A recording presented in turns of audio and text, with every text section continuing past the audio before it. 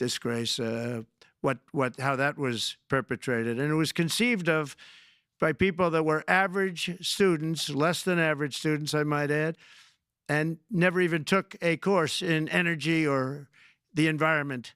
It was just a game. Remember, the world was going to end in 12 years? Remember that? Well, the 12 years has come and gone. It was going to end. It was going to all foam into earth.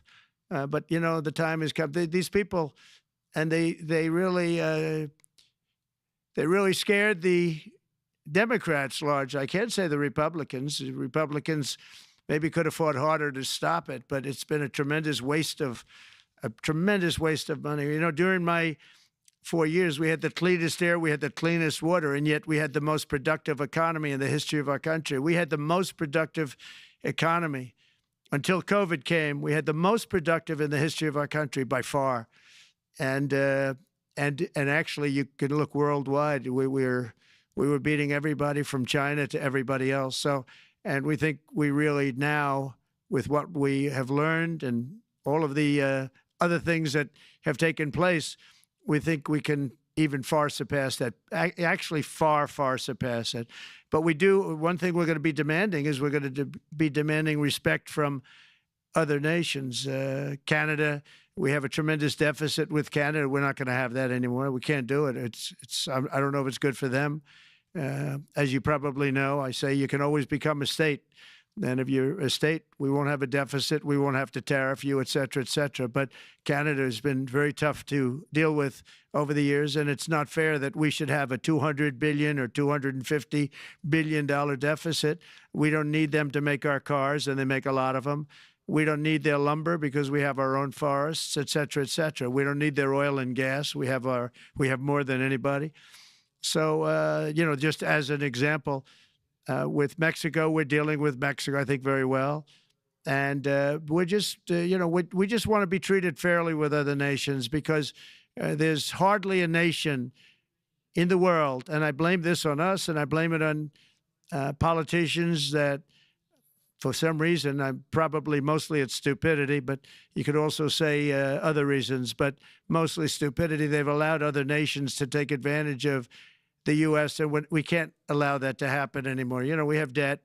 It's a very small debt when you compare it to the value of the assets that we have, but we don't want to do that. We want to just have debt be obliterated, and we'll be able to do that fairly rapidly. And a lot of good things are going to happen. And honestly, good things are going to happen for the world, and good things are going to happen for the people that are dealing with us, allies and beyond allies. One thing very important, I really would like to be able to meet with President Putin soon and get that war ended. And that's not from the standpoint of economy or anything else. It's from the standpoint of millions of lives are being wasted. Beautiful young people are being shot in the battlefield. You know, the bullet, very flat land, as I said, and the bullet goes, there's no hiding. And a bullet, the only thing going to stop the bullet is a human body. And you have to see, I've seen pictures of what's taken place. It's a carnage, and we really have to stop that war. That war is horrible. And I'm not talking economy. I'm not talking economics. I'm not talking about natural resource. I'm just talking about there's so many young people being killed in this war, and that's not including the people that have been killed as the cities are being, you know, knocked down building by building. So we really should get that stopped. Likewise, in the Middle East, I think we've made a lot of progress in the Middle East, and I think that's gonna come along pretty well. Thank you very much. Thank you, Mr. President. We know that the most consequential relationship in the world is between the U.S. and China. U.S. 28% of the global economy, China close to 20%. That's almost half of the global GDP. And we know that you called President Xi Jinping last Friday. We heard that you had a good discussion. How do you see the relationship between the U.S. and China in the next 4 years under your leadership? He called me, but I see it very good. I think that we're going to have a very good relationship. All we want is fairness. We just want a level playing field. We don't want to take advantage. We've been having massive deficits with China Biden allowed it to get out of hand. He's $1.1 trillion deficit. It's ridiculous. And it's just an unfair relationship. And we have to make it just fair. We don't have to make it phenomenal. We have to make it a fair relationship. Right now, it's not a fair relationship. The deficit is massive, as it is with other countries, a lot of Asian countries, actually. But we have deficits that are very big, and we can't keep doing that. So we're not going to keep doing that. But I like President Xi very much. I've always liked him. We always had a very good relationship. It was very strained with COVID coming out of Wuhan. Obviously, that strained it. I'm sure it strained it with a lot of people, but that strained our relationship.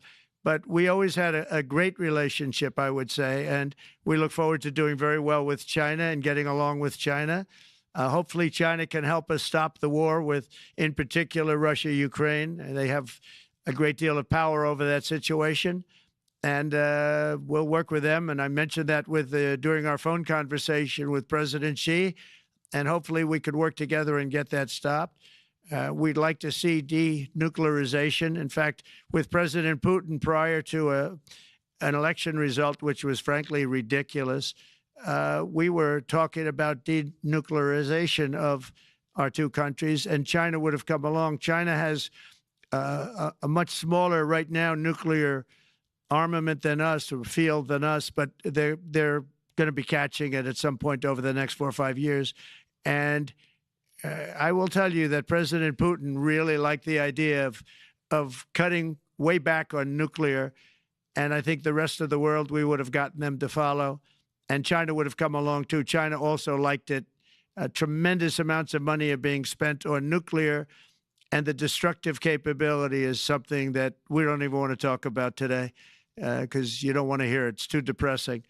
So we want to see if we can denuclearize, and I think that's very possible. And I can tell you that President Putin wanted to do it. He and I wanted to do it. We had a good conversation with China. They would have been involved, and that would have been an unbelievable thing for the planet. And I hope it can be President, started when you're again. back here in Davos next year, will there be then a peace agreement with Ukraine and Russia by then? Well, you're going to have to ask Russia. Ukraine is ready to make a deal. Just so you understand, this is a war that should have never started. If I were president, it would never have started. This is a war that should have never, ever been started. And it wasn't started during there was never even talk about it. I knew that it was the apple of President Putin's eye, but I also knew that there was no way he was going in, and he wasn't going to go in. And then when I was out, bad things happened, bad things were said, a lot of stupidity all around, and you end up with what you have. Now you have all these bombed out cities. They look like demolition sites with many people killed. I think the thing that you'll see about Ukraine is that far more people have died than is being reported. And I've seen that. But far, far more people have died. When you look at a city that's become a demolition site where big buildings have been collapsed by missiles hitting them and everything else, and they say one person was slightly injured. No, many people were killed. Those are big buildings. I was surprised at how that was my business. These are buildings that go 2 and 3 blocks long. They're 20 stories high. They're big, powerful buildings, and they were knocked down, and there were a lot of people in those buildings that announced that 2 people were injured. That's not true. So I think you're going to find that there were many more people killed in Ukraine in the Ukraine war than anybody has any idea. But if you look now, so many of the people being killed are soldiers just facing each other with guns, rifles, and drones, the new form of warfare, drones. And it's a very sad thing to see. And when you see pictures of the fields that I see, nobody wants to see it. You'll never be the same. Thank you very much, Mr. President, on behalf of all the 3,000 participants here in Davos. We really underline that joining us the 3rd day in your presidency, live taking questions here, is so appreciated. And we are already ready for receiving you next year in person. So thank you very much, and all the best from Davos. Thank you. Thank you very much.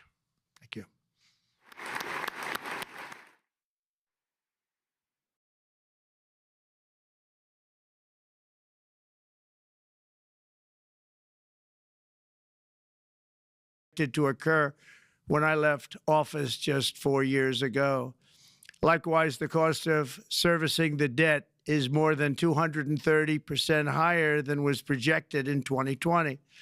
The inflation rate we are inheriting remains 50% higher than the historic target. It was the highest inflation probably in the history of our country. That's why from the moment I took office, I've taken rapid action to reverse each and every one of these radical left policies that created this calamity, in particular with immigration, crime, and inflation. On day one, I signed an executive order directing every member of my cabinet to marshal all powers at their disposal to defeat inflation and reduce the cost of daily life. I imposed a federal hiring freeze, a federal regulation freeze, a foreign aid freeze, and I created the new Department of Government Efficiency. I terminated the ridiculous and incredibly wasteful Green New Deal. I call it the Green New Scam. Withdrew from the one-sided Paris Climate Accord and ended the insane and costly electric vehicle mandate. We're going to let people buy the car they want to buy. I declared a national energy emergency, and it's so important, national energy emergency to unlock the liquid gold under our feet and pave the way for rapid approvals of new energy infrastructure. The United States has the largest amount of oil and gas of any country on earth, and we're going to use it.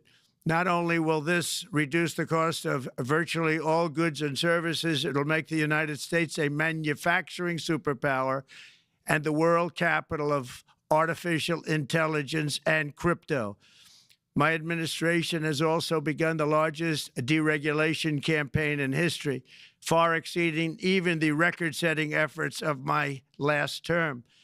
In total, the Biden administration imposed $50,000 in additional regulatory costs on the average American household over the last 4 years. I have promised to eliminate 10 old regulations for every new regulation, which will soon put many thousands of dollars back in the pockets of American families. To further unleash our economy, our majorities in the House and Senate, which we also took along with the presidency, are going to pass the largest tax cut in American history, including massive tax cuts for workers and family, and big tax cuts for domestic producers and manufacturers. And we're working with the Democrats on getting an extension of the original Trump tax cuts, as you probably know, by just reading any paper.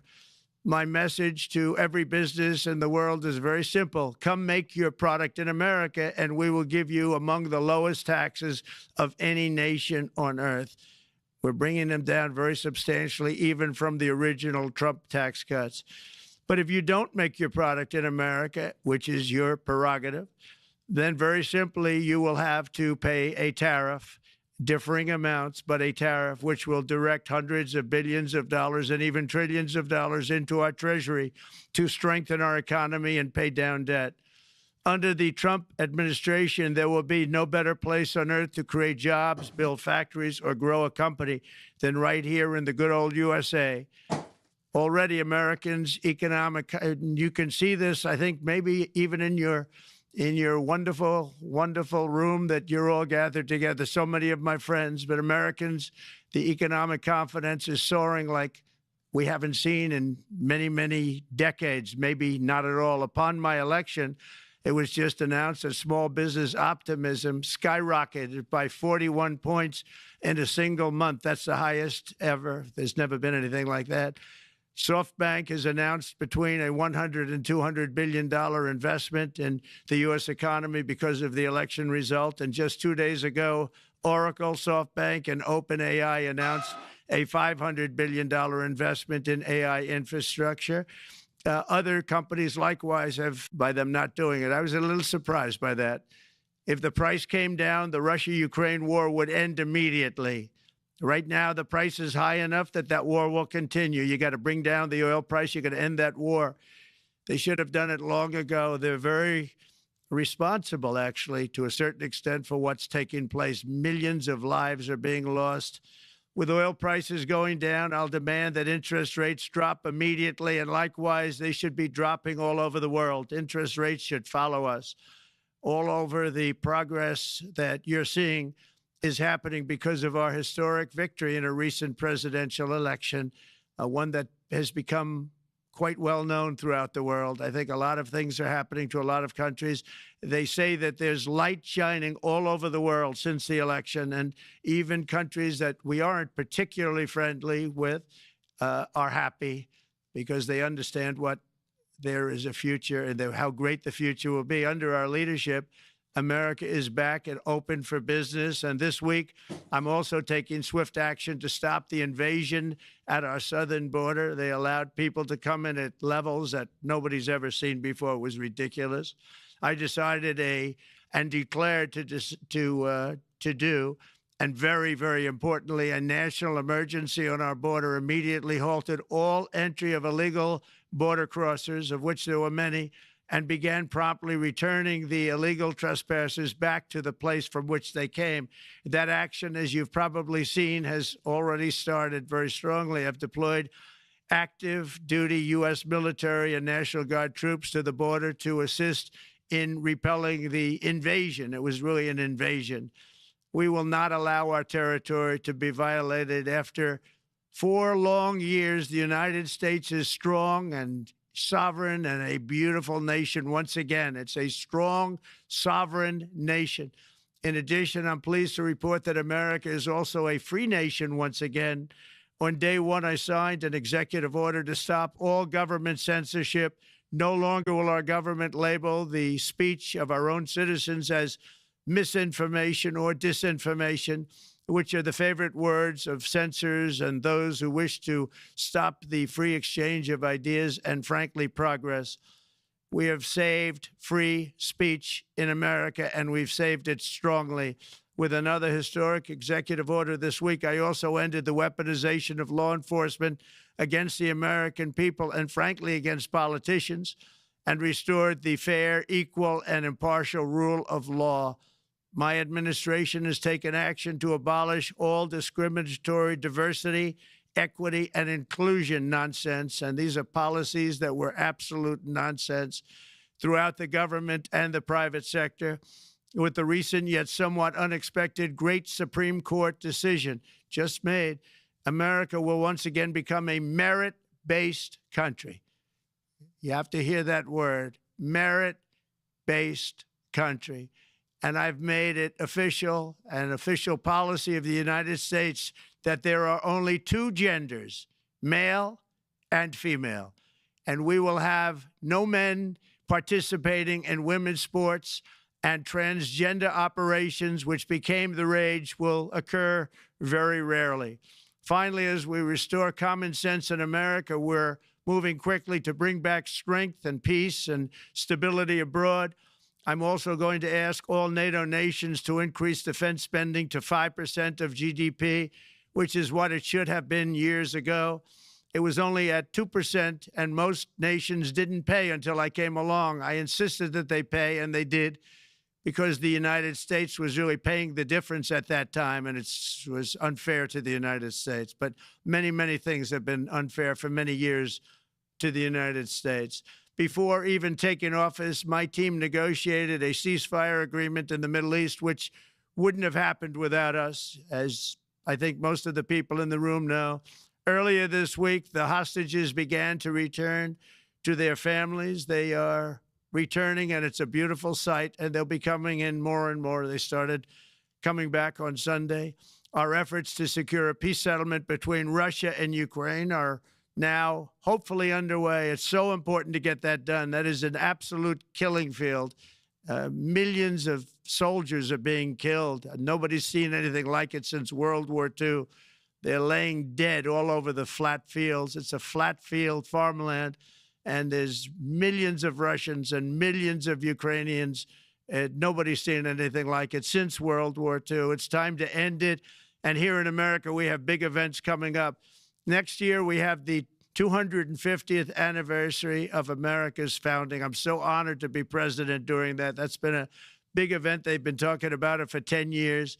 We also have the World Cup, And I understand Gianni's in the room. Infantino, he was very instrumental in helping us get it. He's there with you someplace, I think.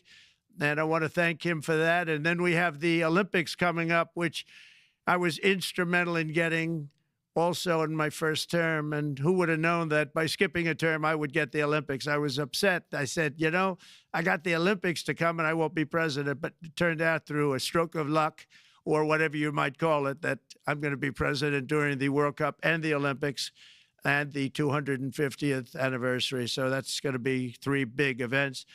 And we've accomplished more in less than 4 days. We have really been working 4 days than other administrations have accomplished in 4 years. And we're just getting started. It's really an amazing thing to see. And the spirit and the light over our country has been incredible. Under the last administration, our nation has suffered greatly, but we're going to bring it back and make it greater, bigger, stronger, better than ever before.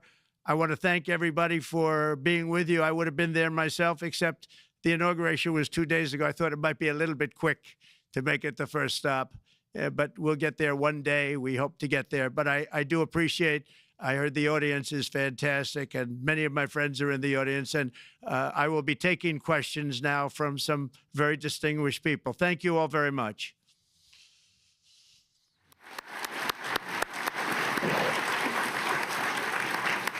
Thank you. Thank you very much, Mr. President, for that very powerful speech. And I think you could hear the applause all the way from Davos to the White House. But next year it will be even better, because then you can get the applause here in Davos. So we wish you welcome to our village next year. We hope to see you. Thank you very much. So we also know, Mr. President, that you open up for interaction here. We have a great panel with some of the most distinguished business people in the world. Let me start with someone that you know really well, that I think is almost a neighbor of you in Florida. Mr. Steve Schwarzman, Chairman, CEO, and co-founder of Blackstone Group. So, Steve, floor is yours. Well, Mr. President, Hello, Steve. I'm sure the Crown Prince of Saudi Arabia will be really glad you gave this speech today. I hope so. You've had the busiest 4 days that anybody can imagine, and congratulations for that. My question is about some of the things I've observed here at Davos. It's a terrific forum. I've met lots of people, as usual. I think I've been here 30 years.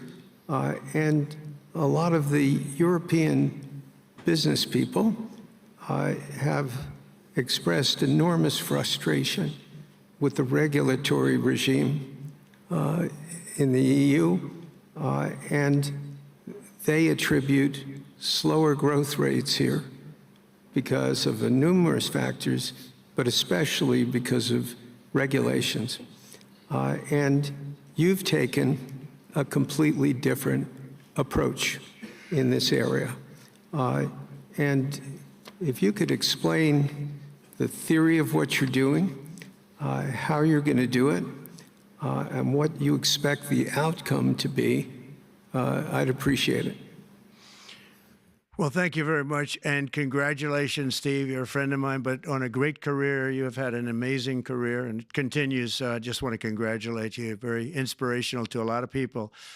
I want to talk about the EU, because you mentioned specifically that I've also had a lot of friends and leaders of countries. I've gotten to know them all my first term and a little bit during this period of 4 years, and know them well, like them a lot, but they're very frustrated because of the time everything seems to take to get approved, environmental impact statements for things that you shouldn't even have to do that, and many, many other ways that it takes.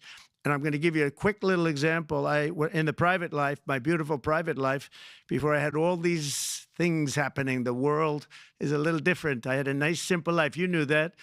But when I had that simple life, I did projects. And I had a big project in Ireland and it had to get approval on something that would have made it even better. And I got the approval from Ireland in a period of a week. And it was a very, very, very efficient, good approval. And they informed me, though, the problem is you're going to have to get it from the EU, and we think that'll take 5 to 6 years. And they said, you have to be kidding. And this was before politics. And I said, wait a minute, it's not that important. I don't want to go 5 or 6 years, but it would have been a big investment. It would have been nice, and it would have been good for the project. And I sent the people to the EU to see if they could speed it up. And basically, it was a 5 or 6 year wait just to get a simple approval that Ireland gave me in a period of literally not much more than a week. And I realized right then, that was the first time I really was involved with the EU, but I realized right then that's a problem. And I didn't even bother applying to do it. Or if I did, I pulled it very quickly. I have to be very accurate because I don't want to be criticized. He did apply, actually. No, I want to be very accurate. So I don't think I did, but if I did, I pulled it very quickly. It was just something you couldn't wait 5 years or 6 years to get an approval. So a lot of, in a very big business sense, a lot of people are claiming that's the problem. From the standpoint of America, the EU treats us very, very unfairly, very badly. They have a large tax that we know about, and a VAT tax, and it's a very substantial one. They don't take essentially don't take our farm products, and they don't take our cars, yet they send cars to us by the millions.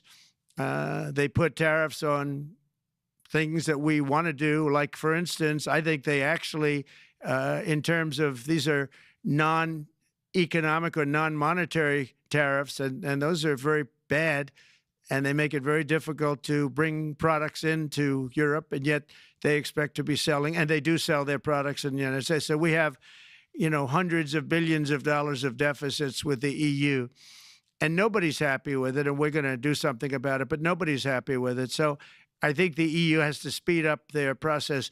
Friends of mine that are in some of the nations within the EU, great people, they want to be able to compete better, and you can't compete when you can't go through the approval process fast. There's no reason why it can't go faster. So, I'm trying to be constructive because I love Europe. I love the countries of Europe, but the process is a very cumbersome one. And they do treat the United States of America very, very unfairly with the VAT taxes and all of the other taxes they impose. One other, just to finish up, I got a call from the head of a major airline, one of the biggest airlines in the world, and he said, sir, could you help us? What? Landing in Europe is brutal. They charge us fees for everything, and it's so unfair. I said, how does it compare to China? He said, it's much worse. And the other thing, as you know, they took court cases with Apple, and they supposedly won a case that most people didn't think was much of a case.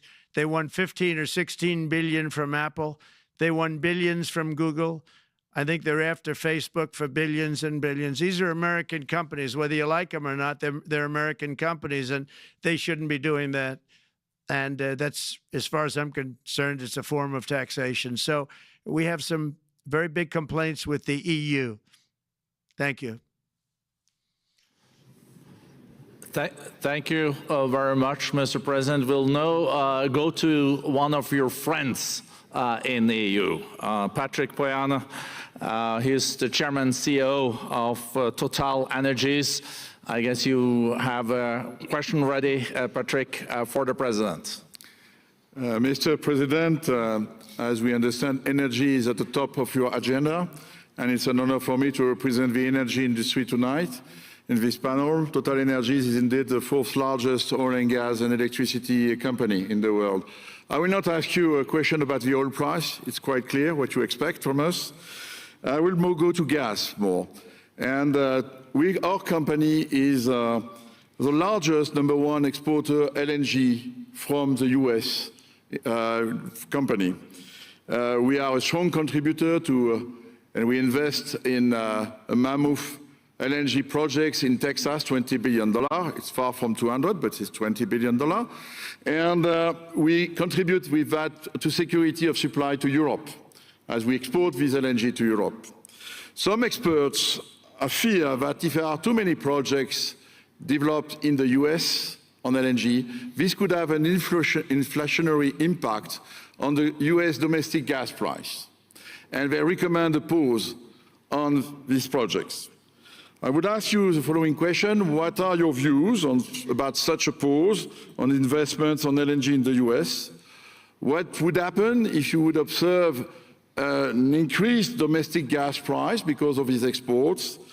And final question, which is important for Europe: would you agree to guarantee security of supplies of US LNG to Europe? Well, in the last part of your question, yes, I would. I would make sure that you get it. If we make a deal, we make a deal, you'll get it. Because a lot of people do have that problem. They make a deal and then it can't get supplied because of war-type problems and other problems. So we would absolutely do that. LNG is very interesting because when I took office for the first term, one of the first things I looked at was there were two very massive plants in Louisiana, a state that has been very good to me, won it by many, many points. And I felt strongly indebted to it, actually. And they said there are two plants that have been under environmental consideration for more than 10 years. And they were costing, as you say, you know how expensive those plants are, but they were costing like 12 billion and I think 14 or 15 billion, but they couldn't get their permits. They were in review for years, many, many years, like a decade or more. And I said, so ridiculous. I know so much about that because in the construction industry, I had to go through it too, but I got good at it after a while. But I saw the projects, and you're talking about a total investment of 25 to $30 billion, and it looked like it was going to end. They couldn't get their permits, and I got them done in less than a week. It was done, completed. In fact, when they called them to announce that it was done, the countries, largely countries, Japan was involved and another country and some very big investors, they couldn't believe it. They actually couldn't believe it. And I said, just do yourself one favor. Don't pay any consultants, because the only one that got it done was me. I got it done because it was the right thing to do for the U.S. and for the world, but the consultants had nothing to do with it. You know, the consultants go in and they say, give us millions of dollars because Trump did it. Nobody called me about it. I just heard it was a problem for years. And I got it done because it was the right thing to do for the U.S. and the right thing to do for beyond. It had to do with energy, very important. So I think it's very important. I think I disagree with one. I think the more that you do, the lower the price is going to go. And what I'd like to see is rapid approvals. We're going to give very rapid approvals in the United States, like with the AI plants, talking to many people want to build them. That's going to be a very big thing. We're going to build electric generating facilities. They are going to build. I'm going to get them the approval. Under emergency declaration, I can get the approvals done myself without having to go through years of waiting. And the big problem is we need double the energy we currently have in the United States. Can you imagine? For AI to really be as big as we want to have it, because it's a very competitive, it'll be very competitive with China and others. So I'm going to give emergency declarations so that they can start building them almost immediately. And I think it was largely my idea because nobody thought this was possible. It wasn't that they were not smart, because they're the smartest. But I told them that what I want you to do is build your electric generating plant right next to your plant as a separate building, connected. And they said, wow, you're kidding. And I said, no, I'm not kidding. You don't have to hook into the grid, which is old and, could be taken out. If it's taken out, they wouldn't have any way to get any electricity. So we are going to allow them to go on a very rapid basis to build their plant, build the electric generating plant. They can fuel it with anything they want, and they may have coal as a backup, good, clean coal. If there were a problem with a pipe coming in, as an example, you're going with gas, oil or gas, and a pipe gets blown up or for some reason doesn't work, there are some companies in the U.S. that have coal sitting right by the plant so that if there's an emergency, they can go to that short-term basis and use our very clean coal. So that's something else that a lot of people didn't even know about. But nothing can destroy coal, not the weather, not a bomb, nothing. It might make it a little smaller, might make it a little different shape, but coal is very strong as a backup. It's a great backup to have that facility, and it wouldn't cost much more money. And we have more coal than anybody. We also have more oil and gas than anybody. So we're going to make it so that the plants will have their own electric generating facilities attached right to their plant. They don't have to worry about a utility. They don't have to worry about anything. And we're going to get very rapid approvals. Thank you. Thank you so much, Mr. President. We'll now go to another CEO that you know very well, Brian Moynihan, the CEO and Chair of Bank of America. Good afternoon, Mr. President, and congratulations, and obviously an eventful week for you and your family. If you remember 5 years ago, you came here and we walked among 150 CEOs from all over the world, and you engaged with them about your policies and your procedures. This year, you're not here, and yet this week was eventful from the orders that you mentioned earlier, literally a wave of orders coming out on immigration, on trade, and many other matters.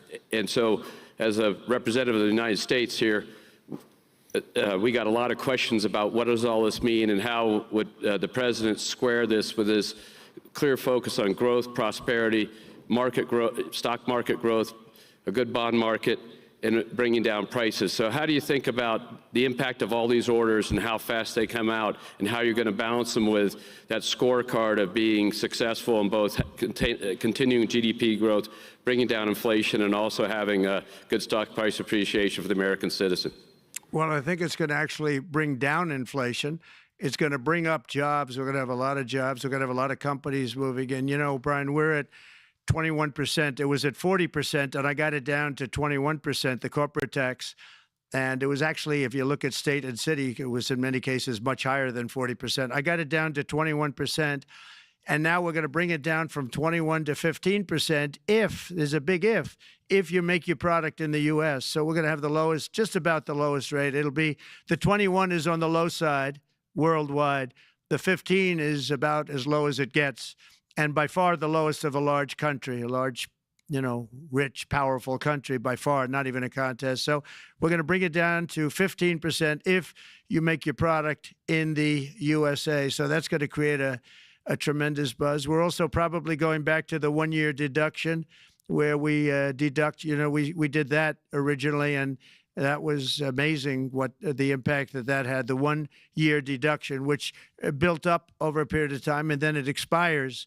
But we're going to go back to that when we do the renewal of the Trump tax plan. We have to get Democrats to approve it. But, you know, if the Democrats didn't approve it, I don't know how they can survive with about a 45% tax increase, because that's what it would be. And so I think they're going to do. We've been working along with them pretty well. I think it's very hard for a political group to say, let's charge people 45% more. So I think we're in good shape. But we're actually doing a reduction for business and small businesses where you're going to bring it down to 15%, which is really something. And by the way, speaking of you, and you've done a fantastic job, but I hope you start opening your bank to conservatives, because many conservatives complain that the banks are not allowing them to do business within the bank, and that included a place called Bank of America. They don't take conservative business. And I don't know if the regulators mandated that because of Biden or what, but you and Jamie and everybody, I hope you're going to open your banks to conservatives, because what you're doing is wrong. Mr. President, I'll say that your friend Gianni said hello, told me to tell you hello, and we look forward to sponsoring the World Cup when it comes, both this summer for the club and next year. So thank you for getting that for the United States. Thank you very much, Brian. Thank you, Mr. President. We'll now go to Anna Butin. She's the executive chairman of Banco Santander, one of the big European banks, and also in the U.S. So, Anna. Mr. President, congratulations on a historic victory. Thank you. I believe you don't know me as well as my fellow panelists, so a few words. Santander is one of the largest banks in the world by number of customers, 170 million. That's more than my friend Brian or my friend Jamie have. Wow. And those, They fixed the regulation. that's coming, that's coming. That was cheeky. We're a big investor in the United States. We have many million customers, 12,000 employees. We're one of the largest auto lenders. And we recently launched a fully digital bank called Open Bank. We strongly believe banks have a pivotal role in the economy, and we can accelerate growth and help many